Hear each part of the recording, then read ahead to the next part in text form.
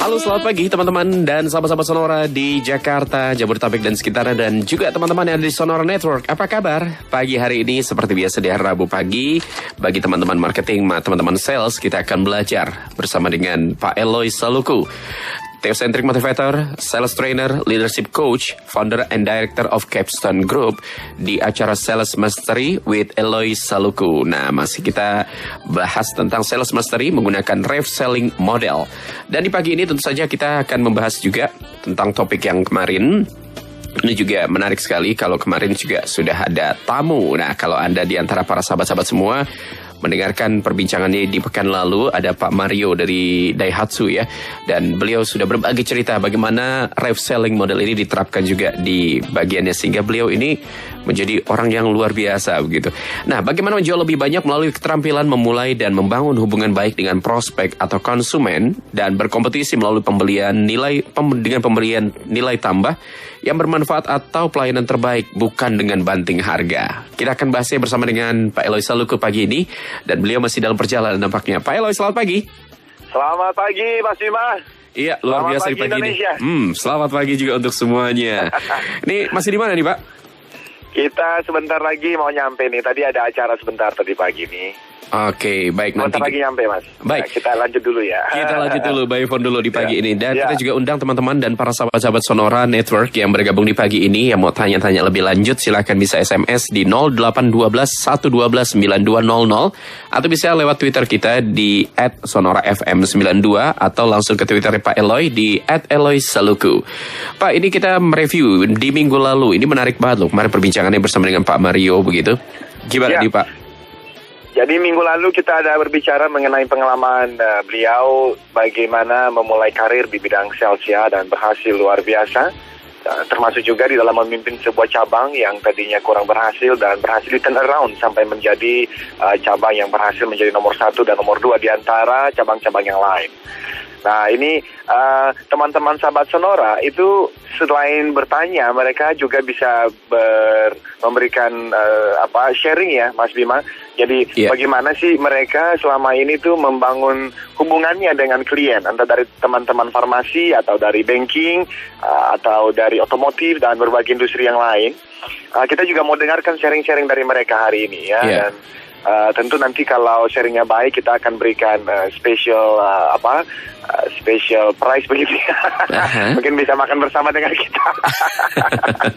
Nah, jadi sahabat Sonora, kita itu lagi membahas dari awal itu yang namanya sales mastery. Dan kenapa saya tertarik sekali dengan topik-topik yang berhubungan dengan sales ini, karena sebetulnya ekonomi kita bergerak karena orang-orang sales, Mas Bima. Walaupun banyak teman-teman sales itu, khususnya yang junior yang baru bergabung, itu merasa kurang bangga menjadi orang sales ya. Sehingga kalau ditanya oleh mertuanya, kerjamu apa? Dia mau mencari 1001 cara untuk mencari pekerjaan yang di luar sales. Padahal sales ini Indonesia sekarang bisa maju luar biasa.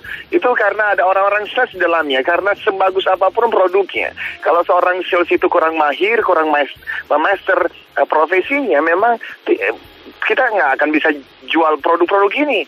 Jadi saya mau menyampaikan di sesi pertama ini, hai teman-teman sales di seluruh tanah air, di industri apapun, banggalah menjadi seorang sales.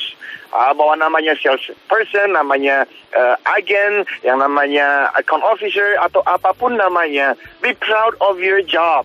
Karena kalau Anda tidak bangga dengan apa yang Anda kerjakan, Anda sendiri tidak akan mungkin bisa berhasil dalam bidang ini. Ya, karena sebelum produk Anda atau jasa Anda dibeli, customer, prospek pertama kali membeli Anda. Jadi kalau Anda sendiri ragu-ragu, Anda tidak antusias dengan pekerjaan Anda, ternyata itu bisa ditebak dan bisa dilihat oleh prospek dan konsumen Anda. Jadi first lesson of the day adalah be proud of what you do. Itu penting sekali, dan semua orang itu harus terus diingatkan, Mas Bima. Ya. Jadi sales mastery yang kita bahas adalah berbicara mengenai bagaimana orang-orang sales itu memberikan pengaruh yang sangat besar di dalam perkembangan sebuah perusahaan, bahkan sebuah industri, dan tentu saja sebuah bangsa. Nah, bicara mengenai sales mastery juga, kita berbicara mengenai 3 tier, dan itu yang terus kita ingatkan karena ini termasuk konsep baru yang kita ciptakan, sehingga kita terus menginformasikan kepada teman-teman pendengar bahwa sales mastery itu berbicara mengenai how to sell more. Bagaimana menjual lebih banyak by building trusted relationships and professional competing on value, not price. Seperti yang tadi Mas Bima sampaikan, itu berbicara mengenai bagaimana sih kita menjual lebih banyak melalui dua keterampilan mendasar. Keterampilan yang pertama adalah bagaimana kita memulai hubungan dengan si prospek. Dan ini minggu lalu Pak Mario sudah cerita, dan minggu depan kita kedatangan tamu yang juga luar biasa, yang dari tahun 98 itu bahkan 90-an awal kali ya, itu memulai karir di bidang sales, di banking khususnya, di Citibank, awalnya pernah di Danamon, dan sampai tahun 2012 kemarin, beliau itu berhasil di dalam profesi sebagai sales di banking. Lalu kemudian beliau itu memberikan bantuan di salah satu industri otomotif, premium cars, dan dia akan berbicara bagaimana selama ini dia bisa berhasil dalam banking, yang mana itu kan private banking tuh ya, di Citibank, bertemu dengan orang-orang yang kelas atas tuh Mas Bima. Dan bagaimana beliau bisa memulai hubungan dengan orang-orang yang kelas atas ini, kelas elit ini, itu ternyata ya itu membutuhkan skill yang berbeda juga ya. Dan premium cars, karena ini adalah mobil-mobil yang dibawa yang MM-an nih, dan di situ beliau juga bisa berhasil memberikan bantuan di sana. Dan minggu depan kita akan mendengarkan. Nah, jadi bagaimana kita membangun hubungan baik dan tentu saja mempertahankannya, maintainingnya. Dan tentu dengan cara apa? Tentunya dengan cara kita memberikan value, kita memberikan nilai tambah, kita memberikan manfaat kepada konsumen kita. Nah itu yang kita bicarakan sehingga kita tidak tergoda di dalam kita hanya membanting harga saja. Nah di dalamnya Mas, itu kita udah bicara mengenai 3 tier. Tier yang pertama itu berbicara mengenai sales philosophy. Jadi filosofi dasarnya itu mesti dikuasain oleh setiap sales, bahkan bukan hanya sales tapi juga manajernya, bahkan juga bukan hanya manajer tetapi juga organisasinya. Karena di dalam tier yang pertama sales philosophy itu dimulai dari yang namanya adalah sales organization. Ini apa? Ini berbicara mengenai sales dan marketing strateginya. Karena orang sales itu dia mesti mengerti juga strategi pemasaran yang dimiliki oleh perusahaan. Dan si perusahaan sendiri di dalam dia membangun strategi pemasarannya itu mesti melihat dan menekankan yang berhubungan dengan hubungan baik, dan di dalam membangun value, tentu saja product leadership itu sesuatu yang sangat penting. Artinya produk kualitinya harus baik. Tetapi selain daripada itu, ada hal-hal yang nanti itu mesti dipikirkan oleh orang-orang marketing khususnya ya, di dalam mereka membuat strategi-strategi pemasarannya. Nah yang kedua, itu berbicara mengenai si sales manager-nya. Karena Mas Bima, dan kalau nggak salah Mbak Lani juga ada ya pagi ini ya? Mbak Lani nggak ada, saya sendiri nih Pak Eloy. Oh siap. Nah teman-teman, ini ternyata yang kedua itu berbicara mengenai sales manager-nya. Nah ini juga perlu untuk mendapatkan filosofi dasarnya, karena tidak semua orang yang berhasil di lapangan Mas Bima, mereka bisa jual, mereka bisa raih prospeknya, bahkan melebihi prospek yang diberikan. Itu ternyata belum tentu mereka bisa menjadi sales manager yang berhasil. Karena ketika menjadi sales manager, dia membutuhkan skill-skill tertentu lagi. Dan salah satu yang paling penting adalah coaching kepada anak buahnya. Nah, kita menyebutnya leadership coach. Ini kita lagi membantu beberapa perusahaan sekarang, termasuk farmasi, yang hari ini teman-teman saya dan tim saya juga sedang ada di sana untuk memberikan coach kepada para supervisor dan manager, bagaimana mereka bisa menjadi coach kepada anak buahnya. Nah, ini kita menggunakan satu konsep yang namanya adalah guide coaching model, ya. Jadi itu dari tier yang pertama. Tier yang pertama juga yang terakhir adalah itu baru berbicara mengenai salesperson-nya, jadi si diri rave-nya sendiri, si personnya sendiri. Seperti hari kemarin dan besok ini saya ada di berbicara 1 hari penuh untuk teman-teman sales juga, lebih kepada success triangle, itu mengenai motivasi, bagaimana kita membangun mindset, bagaimana attitude kita di dalam kita menjalankan profesi sebagai seorang salesperson, kita membangun goals kita 12 bulan ke depan, bagaimana supaya kita action, dan bagaimana kita bisa mempertahankan semangat ketika kita ditolak, ketika kita menghadapi jalan buntu, ketika struktur perusahaan sedang berubah, si salesperson masih memilikinya. Itu baru tier pertama, Mas Bima. Yeah. Nah, tier kedua baru kita berbicara mengenai namanya Rave Sales Roadmaps. Jadi masih ada roadmaps-nya. Di dalamnya jika kita bicara mengenai secara spesifik, yang namanya adalah Smart Ways to Connect and Build Relationship. Yang kedua, kita berbicara mengenai Smart Ways to Create Value and Serve Your Customer. Dan baru yang ketiga adalah Smart Ways to Gain Trust and Customer Engagement. Karena secara logika, Mas Bima, itu kalau kita udah membangun relationships-nya. Dan saya tidak mengatakan ini hal yang mudah ya, karena justru karena ini bukan hal yang selalu mudah, kita membutuhkan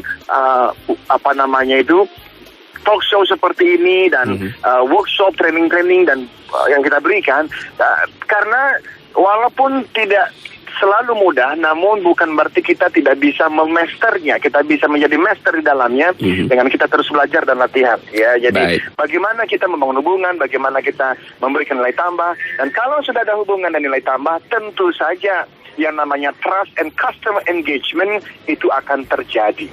Nah, itu tier pertama, itu tier ketiga. Nah, yang sedang kita bicarakan dari kemarin-kemarin adalah sudah masuk di tier ketiga, yang namanya adalah Rave Sales Process. Nah, apa itu Rave Sales Process? Pak Eloy? Itu, yes. Nanti kita bahas berikutnya, Pak. Untuk Rave Sales Process ya, kita tahan dulu. Ini kita mau break dulu nih, Pak, untuk informasi asal lintas bagi teman-teman yang masih di perjalanan. Nanti kita akan sambung lagi obrolan kita bersama dengan Pak Eloy. Nah, Rave Sales Process ini seperti apa? Kita nanti akan bahas di segmen berikutnya. Tetap bersama kami di Sonora Network. Anda tetap bersama kami, Jaringan Radio Sonora. Ya, Anda masih bersama kami di acara Sales Mastery with Eloy Seluku, Theocentric Motivator, Sales Trainer, Leadership Coach, Founder and Director of Capstone Group. Nah, tadi sebelum break, kita di sesi pertama kita sudah membahas ada beberapa tier, dan kita sudah masuk ke tier yang ketiga, Rave Sales Process. Tadi ini terpotong nih Pak dengan jeda komersial. Apa nih Pak Rave Sales Process? Ya, jadi kita sudah berbicara mengenai yang pertama itu Leads and Referrals. Leads and Referrals itu adalah bank data dan referensi yang kita dapatkan dari orang-orang yang kita kenal. Setelah kita dapat nama-namanya, kan kita melakukan prospecting ya. Kita bisa melakukan telepon prospecting, kita bisa datengin, kita bisa bangun hubungan dengan cara kita ke step yang ketiga, namanya adalah connecting and building rapport. Kita udah membahas hal-hal seperti ini dari minggu-minggu yang lalu tentang first impression, pentingnya smile, pentingnya be there, dan beberapa hal yang lain. Nah, hari ini kita masuk kepada yang keempat yang namanya uncovering aspirations and afflictions. Apa itu? Itu mengenai yang namanya kita melakukan fact finding, tetapi lebih daripada sekedar fact finding. Kita mau mengerti apa sih sebetulnya kebutuhan daripada prospek kita. Tetapi bukan hanya kebutuhan yang namanya needs, tetapi juga kita mau mengerti cita-citanya, aspirasinya. Karena Mas Bima, tidak semua orang itu bangun jam 2 pagi dari tidurnya karena dia sedang ada masalah. Dia bisa bangun karena perusahaannya itu punya cita-cita, tapi belum kecapaian. Nah, kita sebagai seorang salesperson, sebagaimana filosofi daripada Rave Selling, yaitu to serve and to give, memberi dan melayani, maka kita membantu klien kita untuk bisa bukan hanya menyelesaikan masalah, tetapi juga membantunya untuk meraih cita-cita, impian, aspirasinya. Nah, yang kelima tentu saja itu berbicara mengenai presenting solution and value propositions.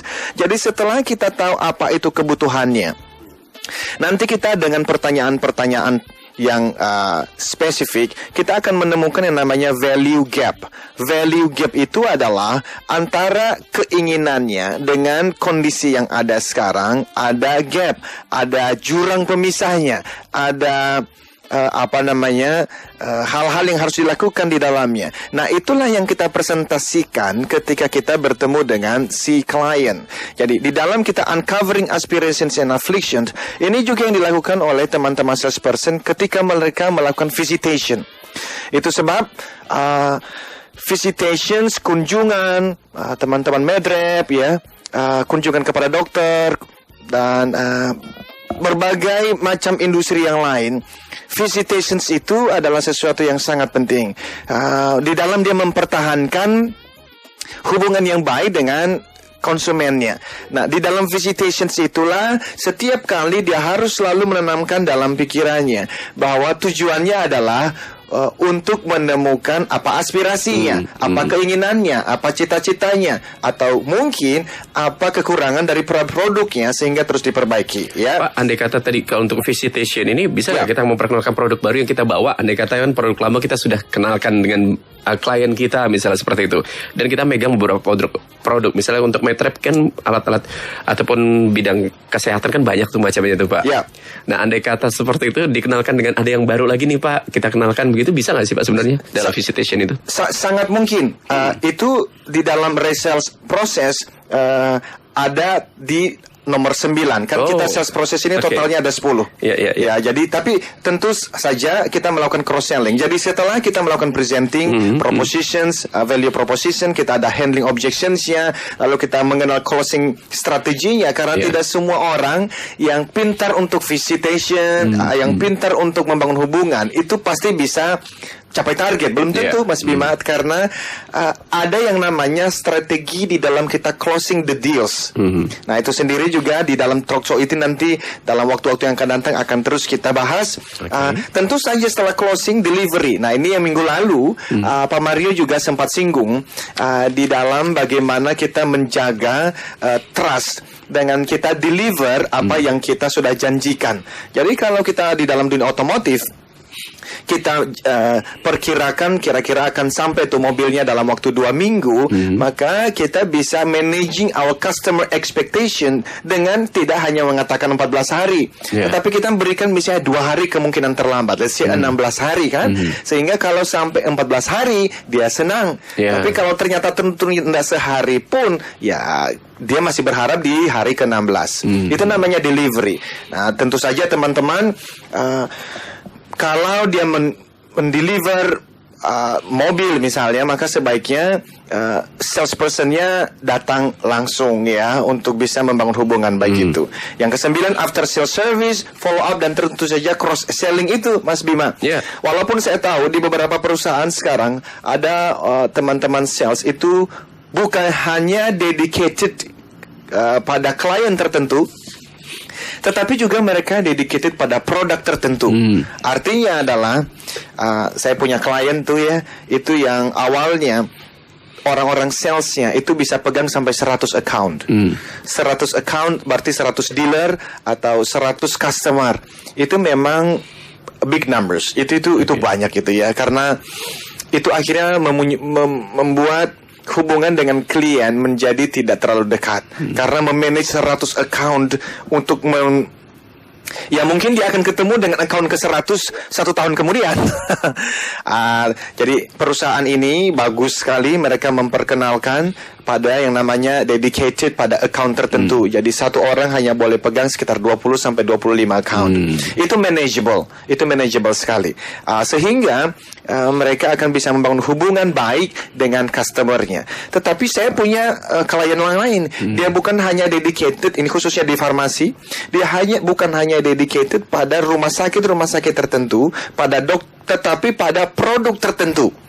Sehingga waktu dia cross sales, dia bisa cross sales 1 atau 2 produk saja, tapi dia menguasainya luar dalam, dari A sampai Z, produk knowledge-nya begitu baik. Nah, yang terakhir baru berbicara mengenai branding. Nah, kenapa branding penting? Karena di dalam konsep rave sales, semua orang penjual sales itu pada akhirnya dia kan harus berhasil tetapi caranya adalah mengenai branding. Kalau kita mengenal namanya Pak Joni misalnya, maka Pak Joni ini dia harus punya brand. Dia itu ahli dalam bidang, let's say, private banking. Dia ahli dalam bidang otomotif. Otomotifnya pun premium cars kah? Atau mobil-mobil tertentu kah? Atau ada orang katakan misalnya namanya Sofyan, yang dia kita kenal, let's say dia ahli di dalam bidang insurance gitu. Jadi itu branding. Nah, membangun brand ini harus dipikirkan oleh teman-teman sales. Bagaimana membangun brandnya? Tentu saja bisa melalui namanya dia punya Facebook gitu ya. Kita gunakan sosial media. Dia punya Twitter. Nah, di dalam dia update status, saya usulkan supaya status-status yang ada di sana itu konsentrasi dan fokus sesuai dengan bidang yang sedang digeluti. Oke. Baik Pak, nanti kita sambung lagi soal branding ini. Kita break dulu pada waktu berikut ini. Jadi teman-teman, tetap bersama kami di Sonora Network. Saya juga masih punya informasi di ruas tol untuk Anda. Dan tetap bersama kami di acara Sales Mastery. Anda tetap bersama kami, Jaringan Radio Sonora. Baik, kita lanjut lagi perbincangan kita di Sales Mastery with Eloy Saluku. Tadi soal branding. Ini menarik Pak, soal branding. Tadi dikatakan sales juga punya peranan penting untuk branding begitu. Jadi ini bukan hanya dari pihak perusahaannya saja ataupun dari pimpinan perusahaan ya untuk membranding ini, tapi diwajibkan juga. Termasuk kita karyawan pun juga harus membranding sebenarnya. Ya, penting sekali Mas Bima. Karena you are a brand kan. Iya. Seperti perbincangan kita beberapa waktu lalu. Dan ini saya perhatikan ya, orang-orang sales yang berhasil di industri apapun adalah orang-orang sales yang berhasil membangun merek sebagai seorang yang ahli di bidangnya. Seperti kayak kemarin Pak Mario, mungkin Pak Mario Daihatsu nih pasti bilang gitu kali ya. Persis. Jadi kita juga bisa membantu teman-teman sales ini untuk ikut kita bangun brand mereka. Dengan mereka kita undang menjadi bintang tamu kita di Sonora. Karena di situ kan mereka karena itu penting sekali. Saya bisa bayangin ya. Itu seperti Pak Mario, itu kita nanti bisa berikan rekaman kita yang lalu ke beliau dan bisa diberikan kepada teman-temannya beliau ini. Dan ketika mereka mendengarkan, orang-orang yang mendengar ini sadar atau tidak sadar itu sedang dibangun persepsinya terhadap diri si Pak Mario tersebut. Jadi itu salah satu caranya. Tetapi seperti lagi tadi di media sosial, apalagi kalau mereka punya waktu untuk bikin namanya blog sendiri, dan di dalam blog itu tulislah hal-hal yang berhubungan dengan pekerjaan Anda.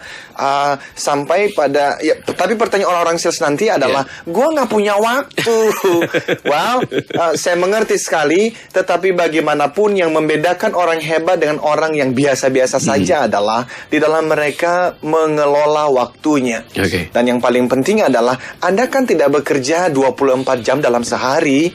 Jadi Anda mesti memberikan waktu at least let's say 2 jam dalam seminggu untuk membuat let's say itu website Anda, atau menulis tips-tips, atau mungkin satu artikel sehingga nanti setelah 1 tahun 2 tahun Anda bisa mengeluarkan sebuah buku yang Anda karang sendiri. Itu adalah bagian dari membangun brand.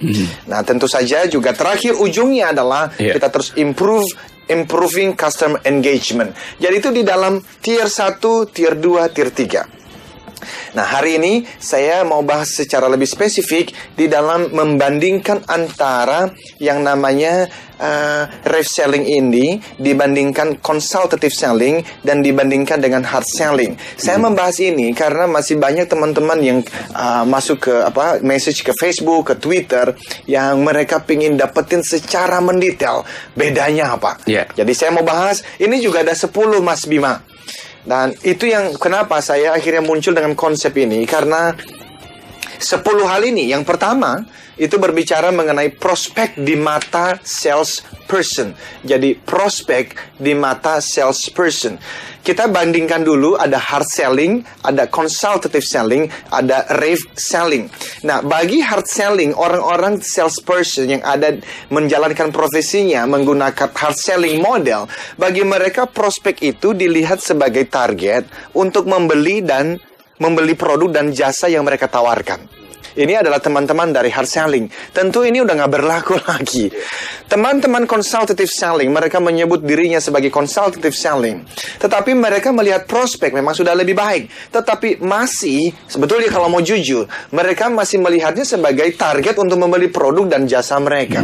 Untuk teman-teman dari reseller, kita sebutnya, mereka melihat prospek itu sebagai orang-orang yang atau pribadi yang perlu dihormati, dibantu, dan dilayani. Kembali kepada Rev Sales philosophy, that sales is always about giving and serving. Jadi ini yang selalu kita katakan kan, bahwa orang yang hebat, salesperson yang hebat adalah yang bangun pagi dan dia bertanya, siapa yang bisa saya bantu, siapa yang saya layani hari ini, bukan kepada siapa yang saya bisa jualan hari ini.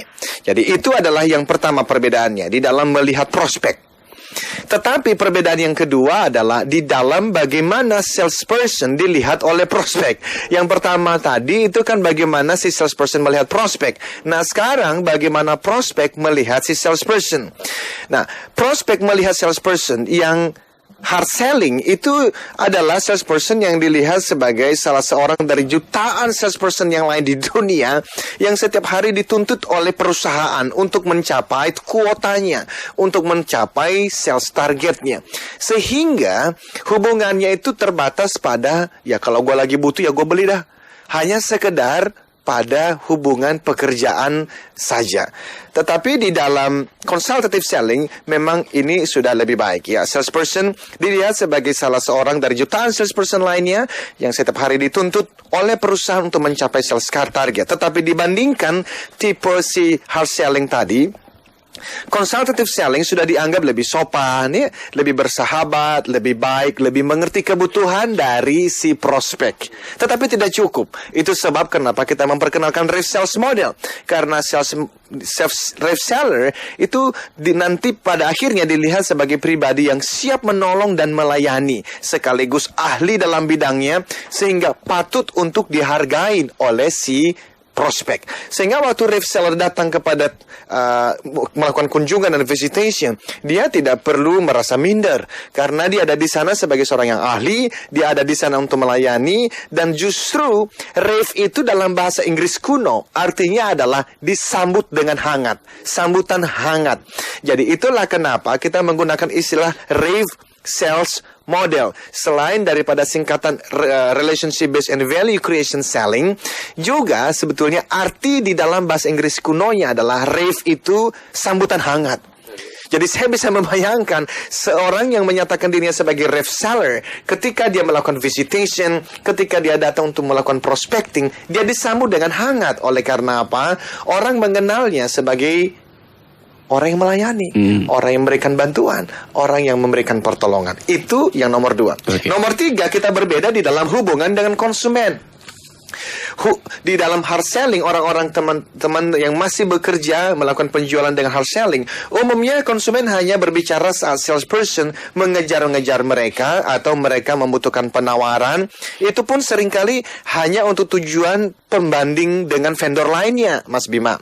Prospek hanya mau berbicara sekitar penawaran yang diajukan oleh si salesperson, dan itu umumnya yang terjadi.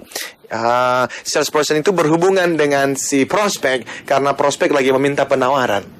Consultative selling, mereka sudah lebih daripada sekedar hubungan karena penawaran. Mereka waktu bertemu, mereka sudah si prospek lebih terbuka, konsumen lebih terbuka kepada si salespersonnya, dan hubungannya tidak hanya terbatas pada hubungan pekerjaan. Tapi rev seller, Mas, ini jauh lebih hebat lagi. Karena konsumen mau dan senang berbicara dengan salesperson, bahkan meminta untuk mengusulkan termasuk produk atau layanan tertentu yang perusahaan si salesperson ini belum sediakan. Saya kasih contoh itu, saya bisa muncul dengan si sales model ini, rev sales model ini. Ini karena memang ada beberapa klien, khususnya dalam bidang banking, juga farmasi, otomotif, yang memberikan saya usul-usul supaya Eloy buatkan satu modul yang fokus pada relationship dan value added saja. Jadi saya nggak selain daripada baca referensi, tetapi ini juga akhirnya ada klien-klien yang cukup dekat dengan saya dan mereka memberikan yang namanya adalah input supaya saya membangun modul-modul yang baru. Itu yang ketiga. Okay.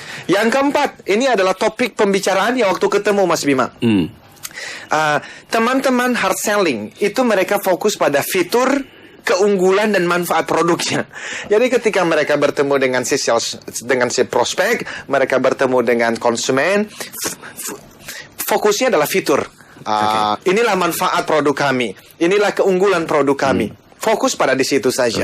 Ini sudah, sekali lagi, ini sudah tidak efektif. Maka itulah sebab muncul 10 tahun yang lalu consultative selling. Karena consultative selling mengatakan, hey, masalah yang dihadapi oleh konsumen dan bagaimana caranya kita bisa memberikan solusi melalui produk-produk kita. Jadi biasanya mereka melakukan fact finding. Mereka menanyakan kebutuhannya seperti yang tadi kita bahas.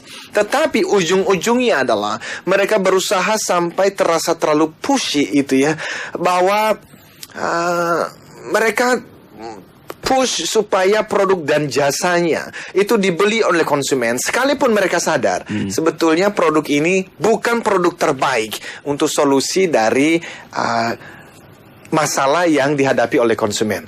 Orang-orang rave sales, dia itu melakukan fact finding, dia melakukan namanya uncovering afflictions and aspirations. Dan pada ujungnya, kalau dia sadar produk saya, jasa saya itu bukanlah solusi terbaik untuk masalah yang sedang dihadapi, saya dengan legowo, dengan hati yang tetap antusias, memperkenalkan kalau saya punya kenalan atau mungkin informasi yang justru itu bukan produk saya, produk orang lain. Saya dengan antusias tetap mengatakan, Pak, untuk masalah spesifik yang satu ini, teman saya bisa memberikan solusinya. Ini nomor teleponnya, dan saya juga bisa nanti berikan nomor telepon Bapak untuk Anda bisa ada komunikasi lebih lanjut. Saat itu memang saya tidak dapat order, tetapi saya yakinkan di waktu yang akan datang, ketika si prospek ini membutuhkan solusi yang mana dia tahu produk dan jasa saya adalah yang terbaik untuk solusi itu, dia tidak akan pergi ke tempat lain. Bahkan dia akan dengan loyal mereferensikan saya kepada teman-teman dan koleganya. Itu baru yang keempat. Yang kelima, kita berbicara mengenai tenaga dan waktu si salesperson. Nah, orang-orang di dalam hard selling itu banyak menggunakan waktunya untuk mencari leads baru, database baru, mengirimkan penawaran-penawaran baru. Kenapa? Karena mereka memang tidak punya base customer yang loyal. Kenapa kok customer tidak loyal? Karena ya tadi itu 1-4 kita melihat bahwa hubungannya hit and run. Pengelola mereka juga habis waktu di dalam mengelola keberatan dan penolakan prospek. Kenapa kok banyak penolakan dan kenapa kok banyak keberatan? Karena ya tadi itu mereka tidak memberikan waktu yang cukup di dalam menggali kebutuhan dan keinginan daripada si prospek. Berbeda dengan consultative selling, memang jauh lebih baik. Banyak waktunya digunakan dalam usaha memahami kebutuhan konsumen, lalu mencocokkan kebutuhan tersebut dengan produk jasa yang ditawarkan. Orang-orang NLP, Mas Bima, ini menggunakan juga hypnosis selling. Itu ditemukan beberapa cara bagaimana mempengaruhi perilaku dan keputusan konsumen supaya akhirnya si prospek membeli produk dan jasa ini. Sebetulnya untuk saat-saat tertentu, sekali dua kali ini bisa digunakan. Tetapi kalau lama-lama, biasanya prospek juga akhirnya ngeh bahwa ternyata ini hanya sekedar tanda kutip nih, tipu-tipunya si salesperson saja. Nah, tetapi si rave seller ini waktunya banyak digunakan dalam usaha memahami dan memahami kebutuhan dan harapan konsumen. Itu ternyata itu kenapa dia melakukan visitation. Dia bisa spend time, mungkin tergantung segmennya ya, tapi mungkin golfing bersama.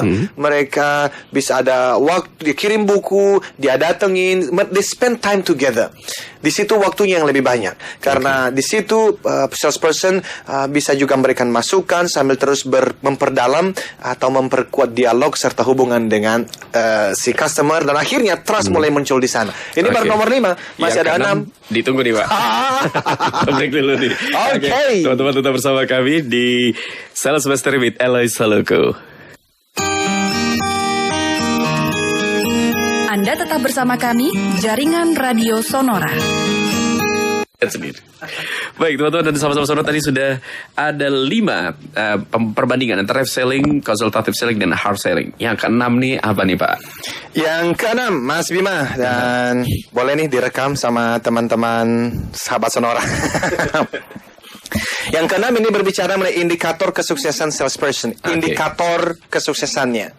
Kalau orang-orang hard selling, itu kecepatan serta jumlah dalam menutup dan memenangkan transaksi penjualannya. Kuantitasnya. Pokoknya kecepatan, pokoknya cepat dah, dapat dah, capai kuota, capai target dah ya. Tapi orang-orang yang punya mindset consultative selling, ini indikator kesuksesannya adalah di dalam kemampuan mengenali kebutuhan konsumen, diikuti dengan keberhasilan memenangkan transaksi penjualan dalam jumlah yang besar, tapi juga masih di dalam kuantitasnya. Nah, tapi orang-orang dari ref seller, hubungan saling percaya, dialog berkelanjutan antara konsumen dengan salesperson, itu justru yang paling penting. Harapan adanya transaksi penjualan yang saling menguntungkan. Transaksi itu bisa jadi cepat, bisa lama, bisa besar, bisa sedikit. Tetapi yang diutamakan bukan hanya kuantitasnya. Kuantitas tentu penting, tetapi kualitas hubungannya ini juga diutamakan ya. Jadi di dalam hubungan itu kan ada levelingnya Mas Bima, ada tingkatannya. Saya bisa hanya mengenal satu klien saya kenal namanya saja. Tetapi klien yang lain, saya bukan hanya kenal nama beliau, tapi saya mengenal nama istri beliau, saya mengenal anak-anaknya. Tetapi di tingkatan yang lebih tinggi lagi, itu adalah orang yang saya bisa spend time ngopi bersama, kita bisa share pengalaman bersama. Nah, di tingkat yang paling tinggi ini adalah konsumen, klien yang saya bisa telepon anytime ketika saya butuh. Dan selama beliau tidak sibuk, beliau menerima telepon saya dan dia bisa menyambut telepon saya. Nah, itulah yang dibutuhkan untuk menjadi ref seller. Tentu ini butuh proses, tapi lebih penting adalah mindsetnya, filosofi dasarnya harus benar. Bahwa bukan hanya kuantitasnya yang penting, tetapi kualitas hubungannya juga penting. Yang ketujuh, ini berbicara mengenai pengetahuan yang dimiliki oleh salesperson. Jadi pengetahuannya, knowledge-nya. Kalau orang-orang hard selling itu memahami bisnisnya sendiri, produk dan jasa yang ditawarkannya sendiri. Dia bisa sangat memahami produk knowledge A sampai Z, tetapi hanya produknya saja. Tetapi orang consultative selling satu tingkat lebih baik.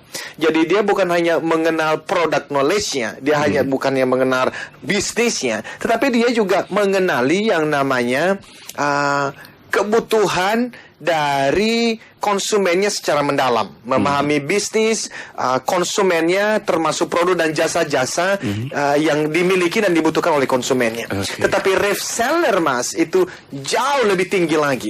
Dia bukan hanya mengenal produknya, dia bukan hanya mengenal bisnis daripada kliennya, tetapi dia juga mengenal kompetitor daripada konsumennya. Sehingga waktu nanti dia memberikan input, dia itu dinilai sebagai ahli. Walaupun ya, ini bukan berarti kalau dia punya 10 account di 5 industri yang berbeda, dia menjadi ahli mengenai masing-masing dari industri itu, tidak. Tetapi minimal dia mengenal tren pasarnya, makro dan mikronya, aturan perundangannya, dia bisa. Dan memang ini tentu saja butuh proses. Tetapi setelah 1 tahun, 2 tahun harusnya setelah kita dealing dengan industri-industri tertentu, kita menjadi ahli di dalamnya. Itu yang ketujuh. Yang kedelapan, ini berbicara mengenai minggu depan nih Pak, 8, 9, 10 di minggu depan nih. Kayaknya waktu juga harus lewat nih Pak, karena ada teman-teman yang sudah siap nanti untuk talk show berikutnya bersama dengan teman-teman jaringan. Jadi teman-teman penasaran dengan 3 berikutnya untuk perbandingan ini. Tadi kalau indikator-indikator tadi sudah dijelaskan, dan minggu depan kita akan bahas lebih dalam lagi bersama dengan Pak Eloy Saluku di acara Sales Mastery Using Ref Selling Model. Oke, sampai di sini dulu. Saya Bima. Saya Eloy, katakan Yes, I can. Salam sukses. Triangle.